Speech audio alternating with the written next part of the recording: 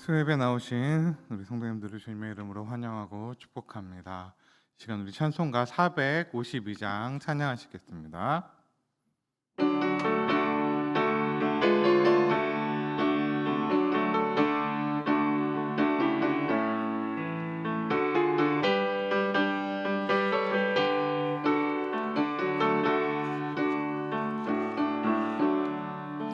내 모든 소원 기도의 제목 예수님 닮기 원함이라. 예수님 형상 나 있기 위해 세상의 보화 아끼지 않네. 예수님 닮기 내가 원하네. 날 구원하신 예수님을 내 마음속에 지금 고도사 주님의 형상 인치소서.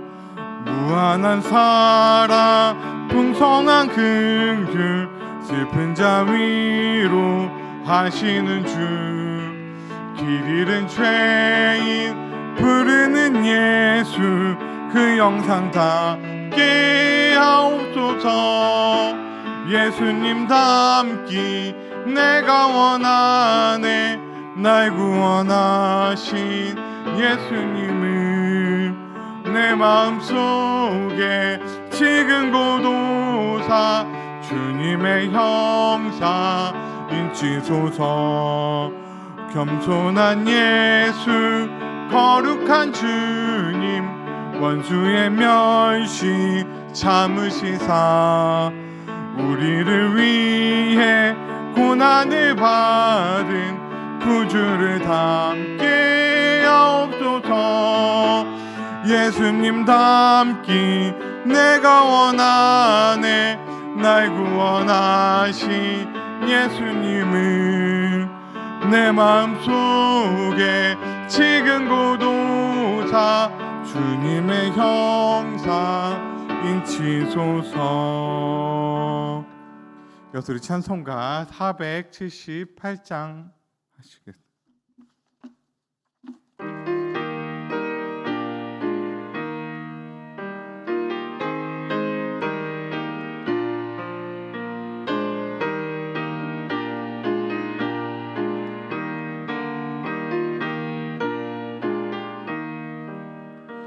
참 아름다워라 주님의 제게는 저 솔로몬의 옷보다 더 고운 백합화. 주 찬송하는 듯 저 맑은 새소리 내 아버지의 지으신 그 솜씨 깊도다. 참 아름다워라 주님의 세계는 저 아침에 와 저녁놀 밤하늘 빛난 별. 망망한 바다와 늘 푸른 봉우리 다 주 하나님 영광을 잘 드러내도다. 참 아름다워라 주님의 세계는 저 산에 부는 바람과 잔잔한 시냇물 그 소리 가운데 주 음성 들리니 주 하나님의 그 뜻을 알 듯하도다.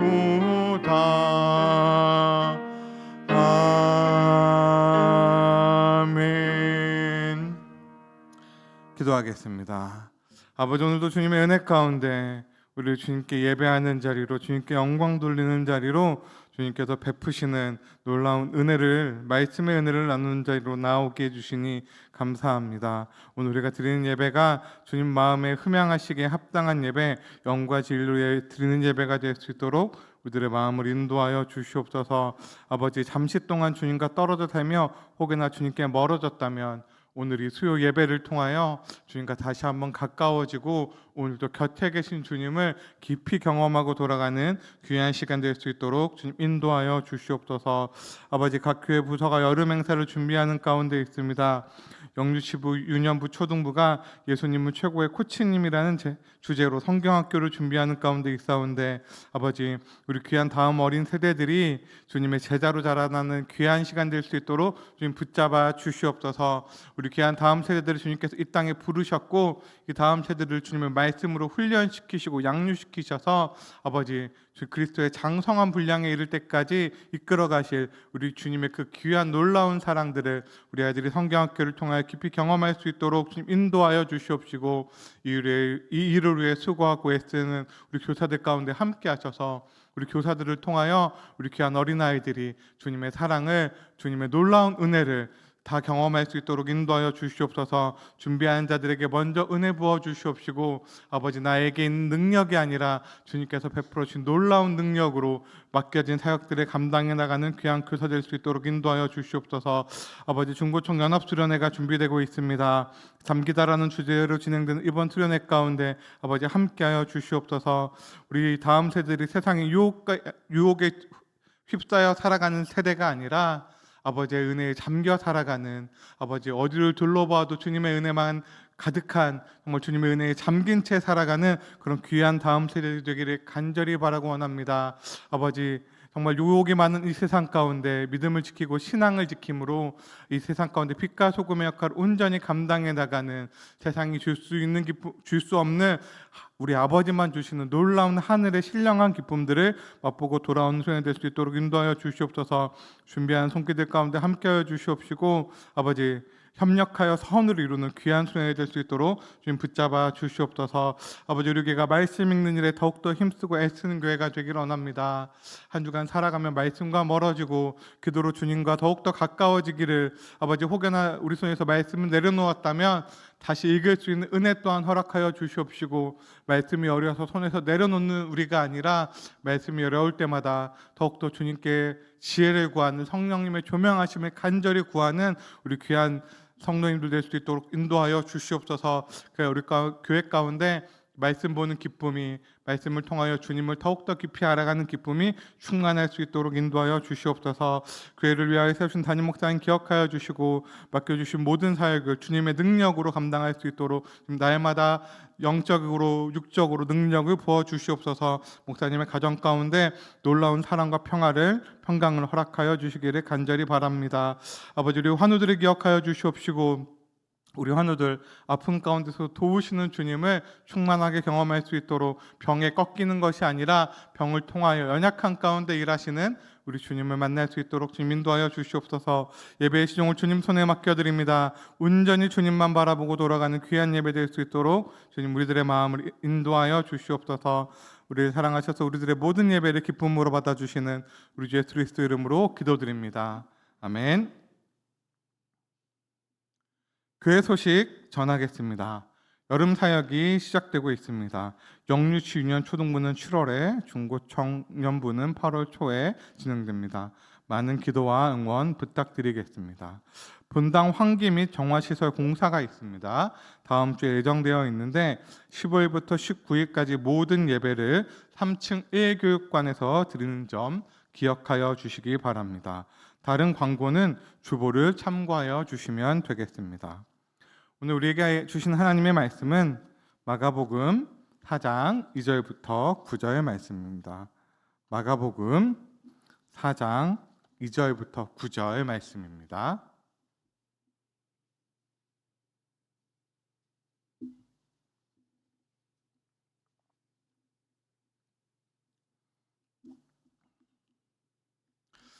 우리 다 찾으셨으면 번갈아 가면서 읽고 마지막 절은 함께 읽도록 하겠습니다. 제가 먼저 읽겠습니다. 예수께서 여러 가지를 비유로 가르치시니 그 가르치시는 중에 그들에게 이르시되 그라 씨를 뿌리는 자가 뿌리세 덜어는 길가에 떨어짐에 새들이 와서 먹어버렸고 이 얕은 돌밭에다 이 깊지 않음으로 곧 해가 돋은 후에 타서 뿌리가 없으므로 말랐고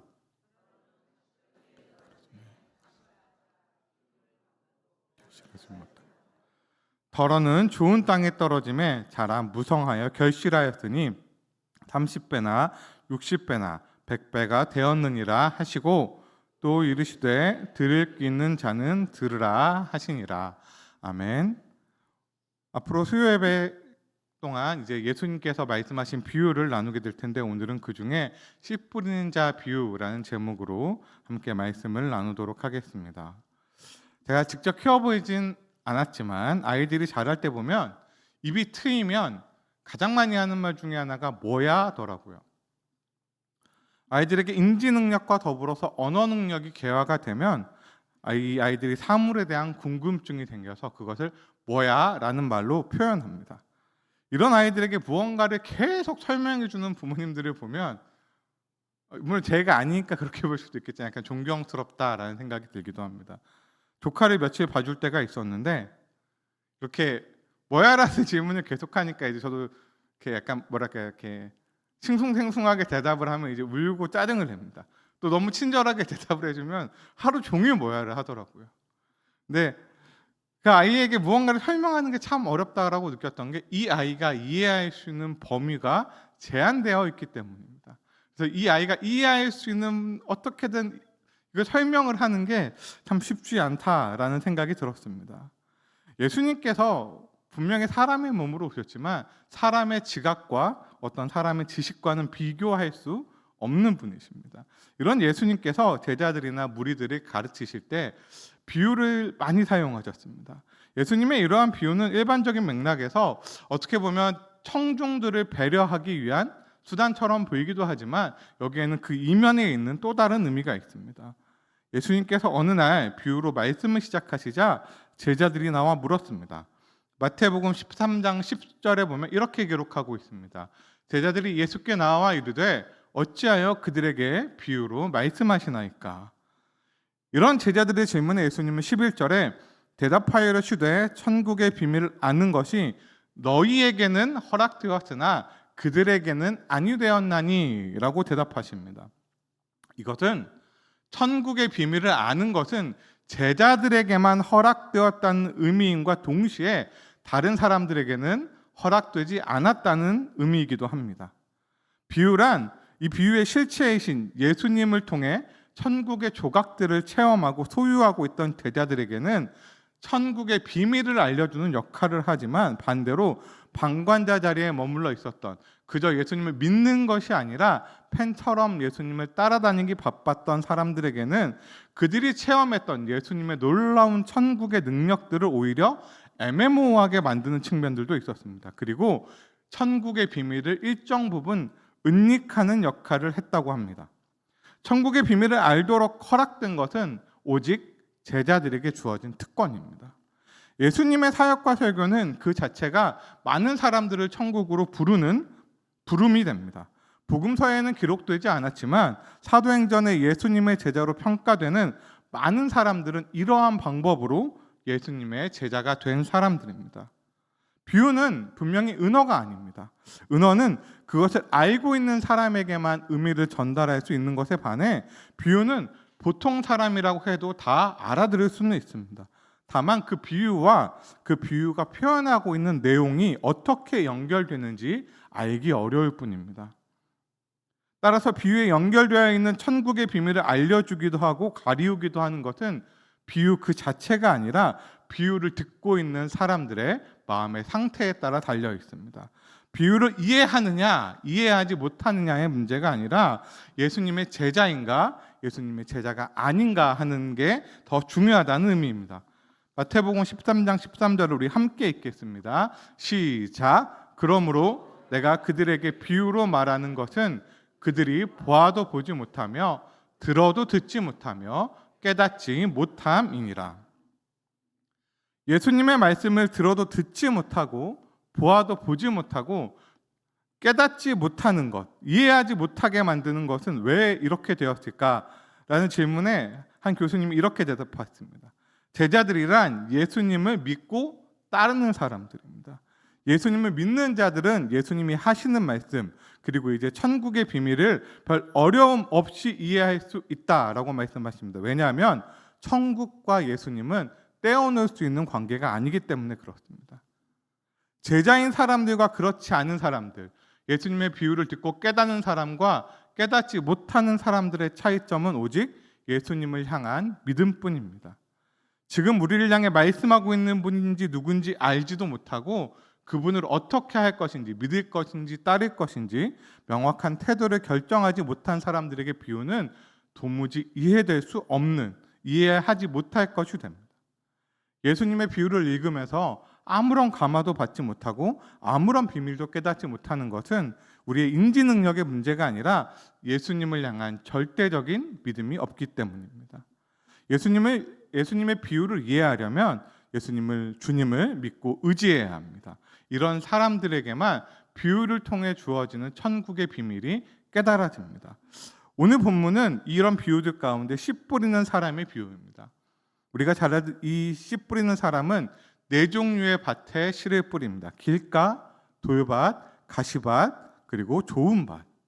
그리고 길가에 떨어진 밭은 새들이 와서 먹어버렸고, 돌밭에는 싹이 났지만 해가 돋은 새 타서 뿌리가 없어서 말랐고, 가시밭은 기운을 막아 결실하지 못하고, 좋은 밭에 떨어진 씨앗만 30배, 60배, 100배의 결실을 얻게 되었습니다.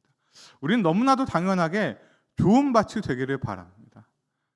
이 좋은 밭이 되기 위해서 우리가 어떻게 해야 할지 오늘 말씀을 나누면서 함께 은혜를 나누고자 합니다. 예수님은 이 비유를 마가복음 4장 1절에서 2절에 보면 예수께서 다시 바닷가에서 가르치시니 큰 무리가 모여들거늘 예수께서 바다에 떠있는 배에 올라앉으시고 온 무리는 바닷가 육지에 있더라. 이에 예수께서 여러 가지 비유로 가르치시니 그 가르치시는 중에 그들에게 이르시되, 예수님에게 큰 무리가 모여 있었습니다.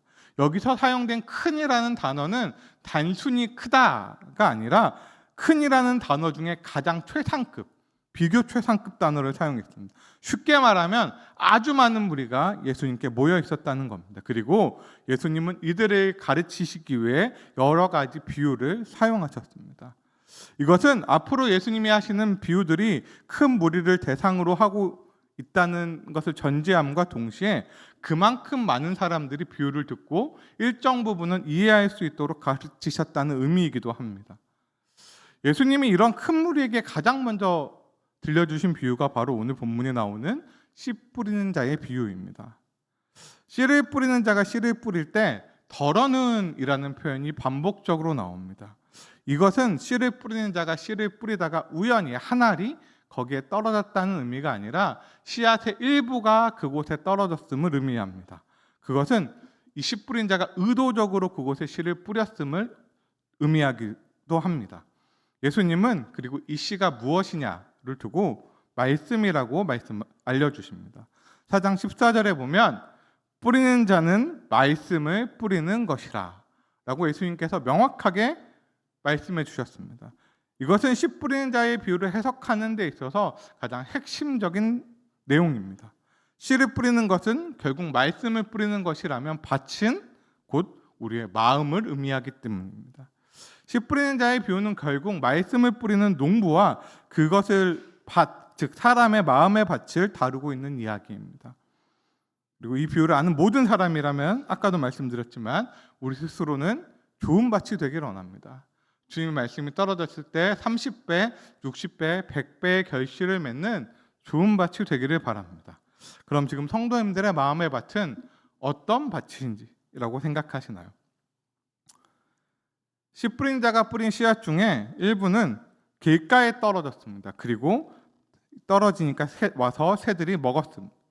예수님은 이것을 두고 이렇게 해석해 주십니다. 4장 15절에 보면 말씀이 길가에 뿌려졌다는 것은 이들의 가리킴이니 곧 말씀을 들었을 때 사탄이 즉시 와서 그들에게 뿌려진 말씀을 빼앗는 것이요. 길가에 뿌려진 씨앗은 말씀을 안 들은 것이 아니라 들었는데 사탄이 즉시 와서 말씀을 빼앗아가는 상태를 말합니다. 가끔 저희 교회뿐만 아니라 이것은 전국 공통일 것 같은데, 청소년부 아이들을 아침 이른 시간에 만나보면 영혼이 여기 없는 것 같을 때가 있습니다. 분명히 엄마가 깨워서 나오긴 했는데 몸만 나와 있는 상태로 이렇게 앉아 있거든요. 조는 아이들의 이름을 불러서 깨우고 싶은데 혹시나 마음에 상처가 될까 봐 그렇게는 못하고 이렇게 보게 되는데, 그런 아이들을 보면 오늘 비유가 떠오를 때가 있습니다. 저게 길가에 있는 밭이겠군. 분명히 말씀을 들었지만 끝나고 제가 오늘 설교 뭐였니 물어보면 기억을 하지 못합니다. 이건 제 잘못도 크겠죠. 더 잘 가르쳤어야 되는데 그러지 못한 제 잘못도 크겠지만, 그런 아이들을 보면 이게 주님께서 말씀하신 길가에 떨어진 밭이라는 게, 예배를 향한 기대도 없고 믿음도 없이 그냥 앉아 있다가 돌아가는 아이들. 제가 이 말씀을 묵상하는 가운데, 그런데 사탄은 왜 이들에게 뿌려진 말씀의 씨앗을 바로 빼앗아 갔을까라는 생각이 들었습니다.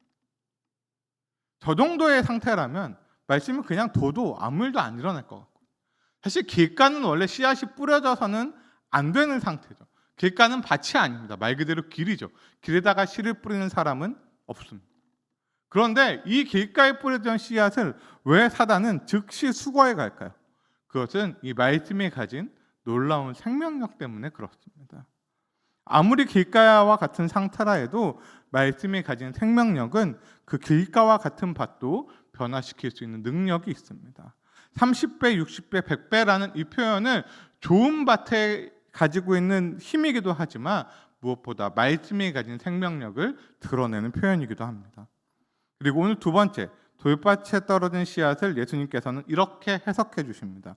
16절, 17절에 보면 또 이와 같이 돌밭에 뿌려졌다는 것은 이들의 가리킴이니 곧 말씀을 들을 때에는 즉시 기쁨으로 받으나 그 속에 뿌리가 없어 잠깐 견디다가 말씀으로 인하여 환난이나 박해가 일어나는 때에 곧 넘어지는 자요.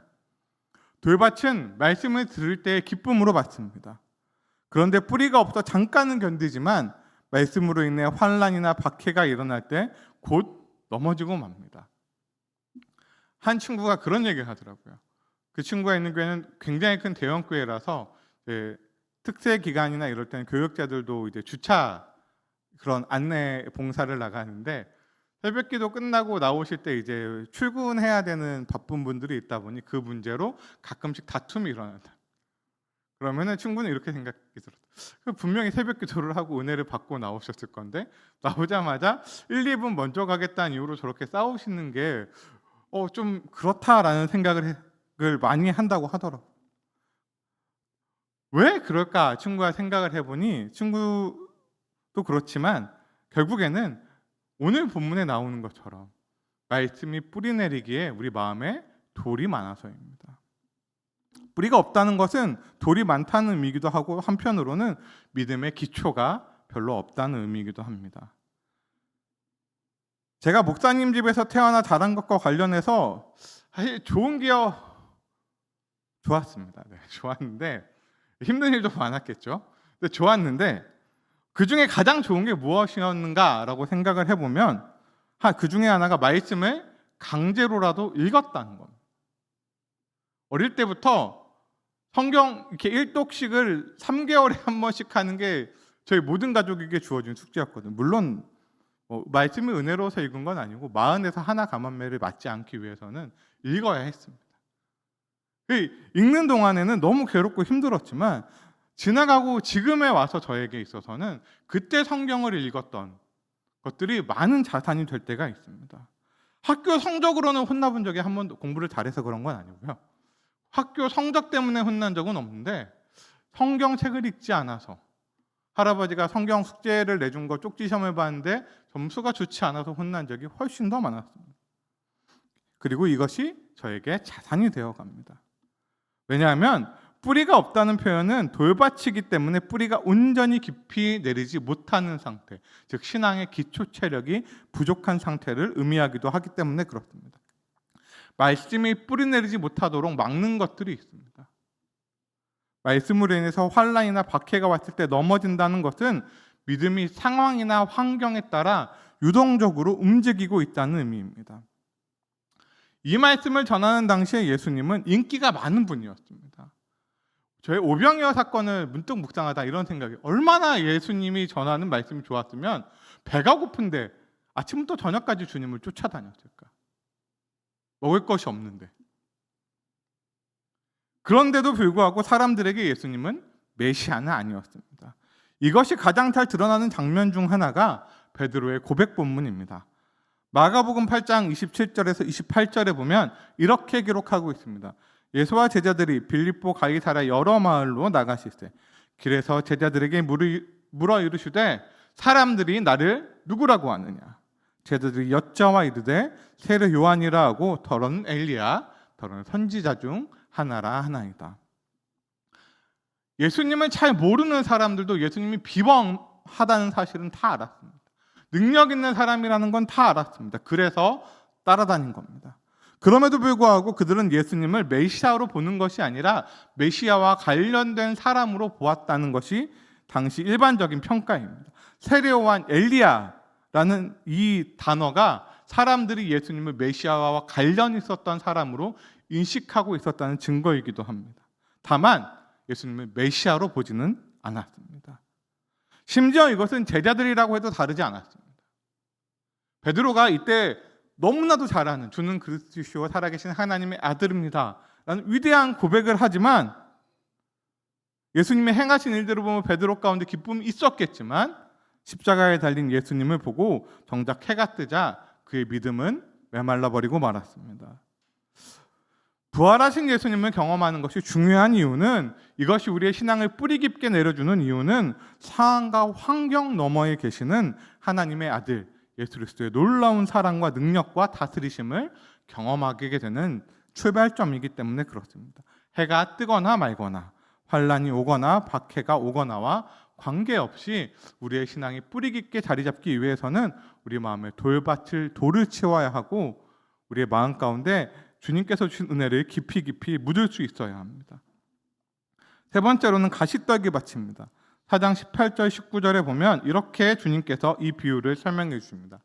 또 어떤 이는 가시떨기에 뿌려진 자니 이들은 말씀을 듣기는 하되 세상의 염려와 재물의 유혹과 기타 욕심이 들어와 말씀을 막아 결실하지 못하게 되는 자요.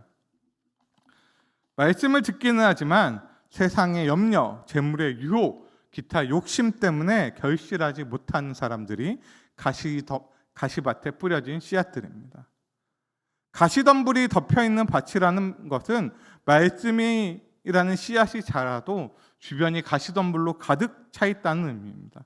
이런 사람들의 특징이 세상의 염려, 재물의 유혹, 기타 욕심이 가득한 것입니다.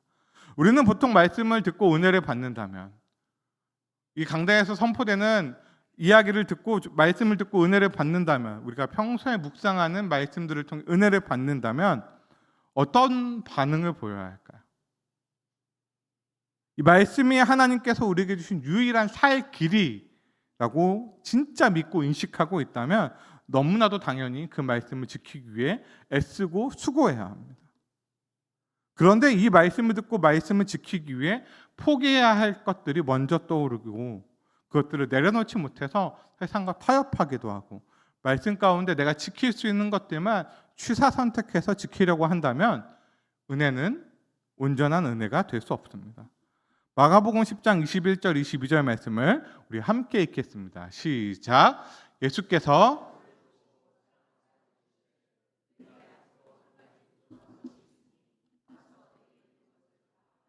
가난한 자들에게 주라. 그리하면 하늘에서 보화가 내게 있으리라.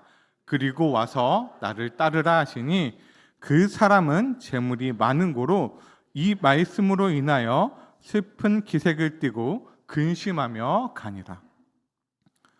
어떻게 해야 영생을 얻을 수 있겠냐는 질문을 가지고 찾아온 사람에게 예수님은 내게 있는 것을 다 팔아서 가난한 사람들에게 주라라고 말씀하십니다.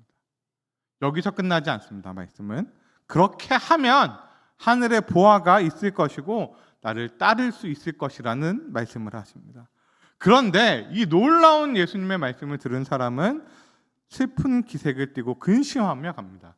왜냐하면 그가 재물이 많았기 때문입니다. 하나님의 말씀을 지키는 것보다, 주님께서 내게 말씀하시는 걸 지키는 것보다 내가 가진 것을 지키는 것 때문에 염려하고 근심하게 된다면 어쩌면 이것은 주님께서 주신 은혜를 헛되이 사용하고 있다는 증거입니다. 그리고 우리가 주님께서 주신 말씀이 아닌 우리의 죄악된 본성을 따라 살아가고 있다는 증거이기도 합니다. 예수님께서 하신 말씀 앞에 보면 이런 문구가 나옵니다. 예수님께서 이 사람을 보시고 그를 사랑하사, 그 영혼을 사랑해서 주님께서 그 영혼에게 영생을 얻을 수 있는, 주님과 함께하는 기쁨을 누리는 방법을 알려주신 겁니다.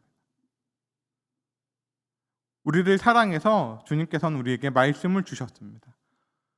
우리가 어떻게 하면 주님과 함께 살아갈 수 있는지, 어떻게 하면 주님의 말씀을 결실할 수 있는지 우리는 이미 알고 있을 때가 많습니다. 그런데 우리의 반응이 때로는 슬픈 기색을 띠고 근심하며 떠나갈 때가 있습니다. 세상의 염려, 재물의 유혹, 기타 욕심이 우리 가운데 가득하기 때문입니다. 우리는 예수님의 믿음으로 은혜를 따라 살아가는 힘을 얻었습니다. 그럼에도 불구하고 우리는 여전히 세상의 염려와 재물의 유혹과 기타 욕심에서 자유롭지는 못합니다. 우리는 은혜를 얻기 위해서 말씀을 지키는 것보다 때때로 세상의 재물을 얻기 위해 수고하고 애쓰며 살아갑니다. 중요한 것은 이러한 상태에서는 결실하지 못한다는 겁니다. 우리가 아무리 애쓰고 수고해도 결실하지 못합니다. 세상의 것을 얻은 것처럼 보여도 우리가 세상의 것을 가졌다고 해서 안심하고 평안하고 평강을 누릴 수 없는 것은 이것이 결국 저거 없어질 것이라는 것을 우리 스스로 누구보다 잘 알고 있기 때문입니다. 그럼에도 불구하고 이것을 버리지 못하는 것은 그것이 지금 당장 내 삶에 유용하기 때문입니다. 이 말은 우리에게 주님보다 중요한 것이 있다는 고백과 다르지 않습니다. 그리고 주님보다 중요한 것이 있다는 말은 주님이 만들어 가신, 주님이 계획하신 인생보다 내가 꿈꾸는 인생이 더 중요해지고 있다는 의미이기도 합니다. 그럼 우리는 어떻게 좋은 밭이 될 수 있을까요?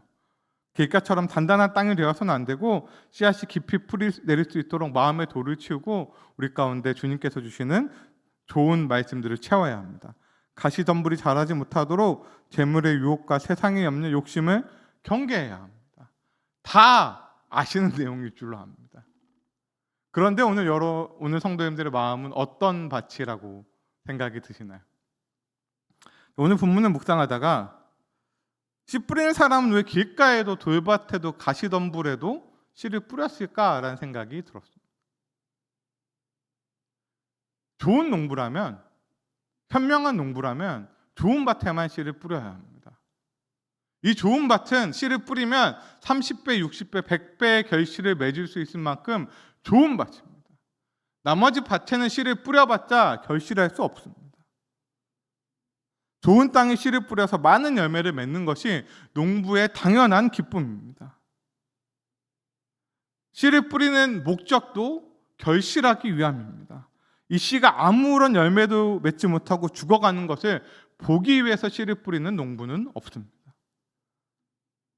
아까 서두에 덜어는 이라는 표현이 씨가 우연히 떨어진 것이 아니라 씨앗의 일부가 그 땅에 뿌려졌다라는 표현이라는 말씀을 드렸는데, 열매 맺지 못하는 밭에도 씨를 뿌리는 이유는 무엇일까?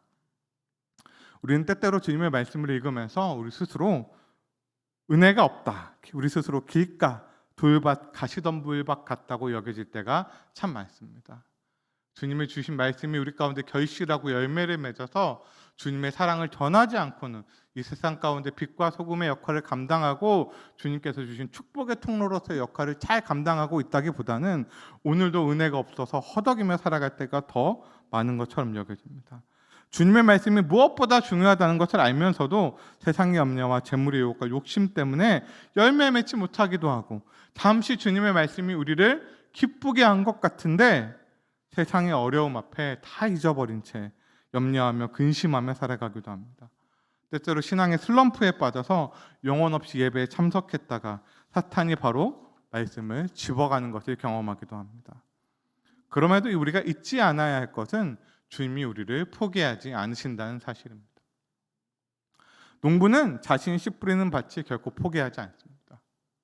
제가 어린 시절 방학 되면 외할아버지 집에 내려가서 한 달 정도씩 머물렀던 기억이 있는데, 할아버지가 제가 겨울방학 때 내려갔을 때 밭을 좀 사셨습니다. 굉장히 기쁜 마음으로 아침마다 그 밭을 개간하러 나가셨는데 저도 따라 나갔거든요. 왜냐하면 이제 노동을 하면 할아버지가 치킨이 아니라 그때 당시 통닭을 사주시겠다고 따라 나가야죠. 근데 이렇게 할아버지 뭐 별로 도움도 안 되죠 사실. 그때가 제가 9살이었거든요. 곡괭이질 하는데 큰 돌이 나오는 겁니다. 그래서 저랑 사촌 동생이랑 둘이서 이 돌 주변을 팠는데 그때 당시에 아무리 파도 이 돌이 들릴 생각이 없을 정도로 큰 돌인 거예요. 그래서 할아버지한테 이거 다시 덮고 그냥 위에다 씨 뿌리면 안 돼? 그랬더니 할아버지가 안 된다고 자전거를 타고 가서 이장님한테 돈을 주고 트랙터를 빌려와서 그 큰 바위를 결국 뽑아냈습니다. 이유는 하나입니다. 혹시나 그 돌밭 위에 뿌려진 씨가 열매 맺지 못할까 봐. 그 추운 겨울에 단단하게 언 땅을 개간하는 것도 농부의 마음입니다. 왜냐하면 그 땅에 씨를 뿌려야 하기 때문입니다. 우리는 우리의 믿음의 연약함을 두고 한탄합니다. 마음은 원이지만 육신이 연약해서. 그러나 이런 우리를 아시고 성령님을 보내셔서 매 순간 우리와 동행하시고 우리의 육신의 연약함보다 마음의 원, 성령님의 소원을 따라서 살아갈 수 있도록 우리를 지키시고 인도하신 은혜가 우리 가운데 있다는 사실을 잊지 않으셨으면 좋겠습니다. 우리는 오늘 우리가 좋은 밭이 아니라서 좌절할 때가 아니라 우리를 좋은 밭으로 만들어가고 이끌어가시는 주님의 도우심을 간절히 구해야 할 때인 줄로 믿습니다. 우리는 반드시 좋은 밭이 되어야 합니다. 누가복음 8장 15절 말씀 우리 함께 읽겠습니다. 시작. 좋은 땅에 있다는 것은 착하고 좋은 마음으로 말씀을 듣고 지키어 인내로 결실하는 자니라. 좋은 땅이라는 것은 착하고 좋은 마음으로 말씀을 듣고 지키어 인내로 결실하는 사람이라고 합니다. 그럼 어떻게 해야 착하고 좋은 마음을 가질 수 있을까요? 빌립보서 1장 6절 말씀 우리 함께 읽겠습니다. 시작. 너희 안에서 착한 일을 시작하신 이가 그리스도 예수의 날까지 이루실 줄을 우리는 확신하노라. 저도 확신합니다. 저는 제가 좋은 밭이라는 생각을 언젠가는 하게 되기를 바랍니다. 지금은 아니더라도 언젠가는 제가 주님 보시기에 좋은 밭이 되었다라는 생각이 들 수 있었으면 좋겠어요. 그러나 제가 지금 좋은 밭이 아니라고 해서 세상에 타협할 때는 아닙니다. 세상에 넘어져 있을 때도 아닙니다. 우리는 주님의 선하심을 믿고 나아가야 할 때인 줄로 믿습니다. 우리는 씨 뿌리는 자의 열심을 결코 가버이 여겨서는 안 됩니다. 우리 마음 가운데 씨를 뿌리시는 우리 하나님은 우리를 결코 그냥 두실 분이 아닙니다. 예수 그리스도의 보혈의 그 놀라운 피값을 결코 헛되이 하실 분도 아닙니다. 그러니 우리가 혹여 예배 시간에 나와 여전히 길가와도 같고 돌밭과도 같고 가시덤불과도 같다면 주님의 은혜를 더욱더 간절히 사모하고 구해야 할 때인 줄로 믿고 좋은 밭이 되기 위해 끝없이 주님의 말씀을 붙잡고 씨름하고 기도로 주님께 나아가고 예배의 자리를 사모하고 모이기를 힘쓰는 우리가 되기를 주님의 이름으로 간절히 축원드립니다. 기도하겠습니다. 아버지, 우리 마음은 참 연약합니다. 주님께서 주신 이 생명력 있는 씨앗이 우리 가운데 잘 열매 맺지 못하는 것처럼 여겨집니다. 그러나 주님, 열매 맺게 하시는 분은 오직 우리 주님이신 줄로 믿습니다. 우리의 열매는 우리의 연약함에 달려있는 것이 아니라 주님의 강하고 능하신 손에 달려있음을 고백합니다. 우리의 연약함 때문에 좌절하고 낭망하는 것이 아니라 아버지, 우리 가운데 착한 일을 시작하시니까 끝까지 이루실 것을 확신하며 나아가는 우리가 될 수 있도록, 그래서 주님 앞에 서는 날 아버지 내가 조금은 좋은 밭이 되었다라고 아버지께 자랑할 수 있는 그런 우리가 될 수 있도록 인도하여 주시옵소서. 아버지, 우리 모든 교회 성도님들이 우리 예배 참여하는 모두가 좋은 밭이 되어 30배, 60배, 100배의 결실을 맺는 주님께서 보시기에 아름다운 밭이 될 수 있도록 우리들을 이끌어 주시옵소서. 우리 사랑하신 우리 주 예수 그리스도 이름으로 기도드립니다. 아멘. 우리 주신 말씀을 기억하시면서 찬송가 89장 찬양하시겠습니다.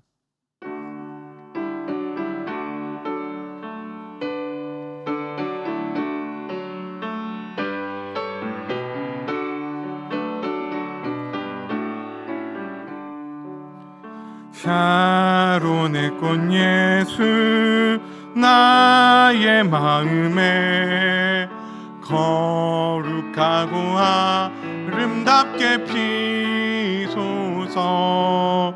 내 생명이 차 사랑의 향기로 간데마다 풍겨나게 하소서. 예수 샤론의 꽃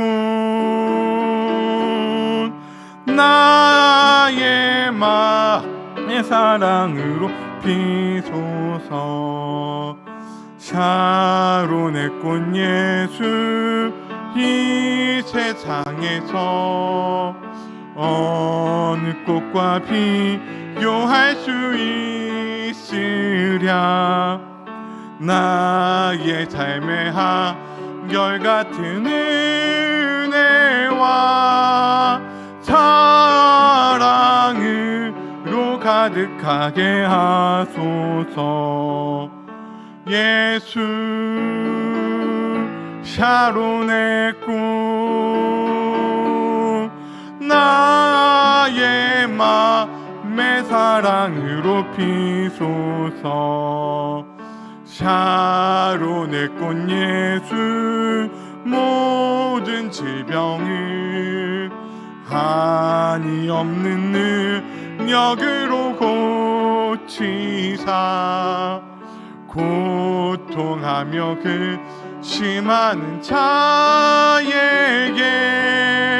크신 힘과 소망 내려주소서. 예수 샤론의 꽃 나의 맘의 사랑으로 피소서. 샤론의 꽃 예수 길이 피소서. 주의 영광이 땅 위에 가득해 천하 만민 주님 앞에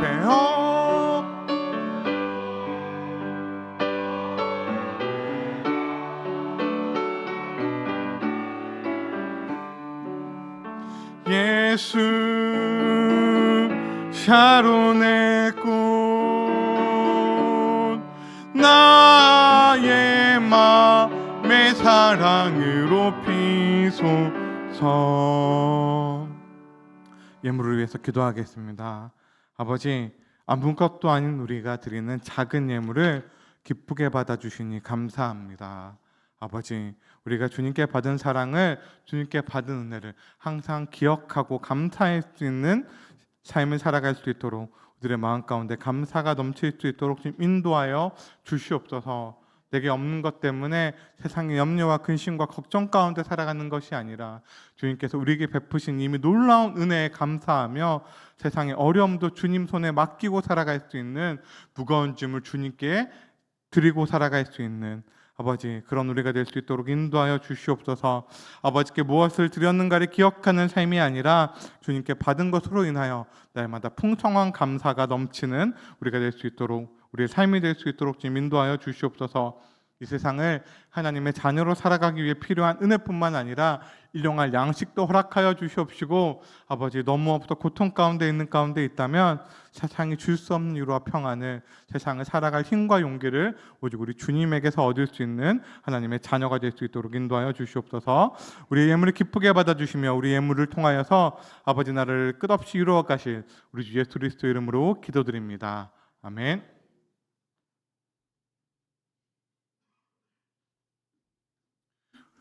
예수님이 가르치신 기도로 수예배를 마치겠습니다. 하늘에 계신 우리 아버지여, 이름이 거룩히 여김을 받으시오며 나라의 임하시오며 뜻이 하늘에서 이룬 것 같이 땅에서도 이루어지이다. 오늘날 우리에게 일용할 양식을 주옵시고 우리가 우리에게 죄 지은 자를 사하여 준 것 같이 우리의 죄를 사하여 주옵시고 우리를 시험에 들게 하지 마옵시고 다만 악에서 구하옵소서. 대개 나라와 권세와 영광이 아버지께 영원히 있사옵나이다. 아멘.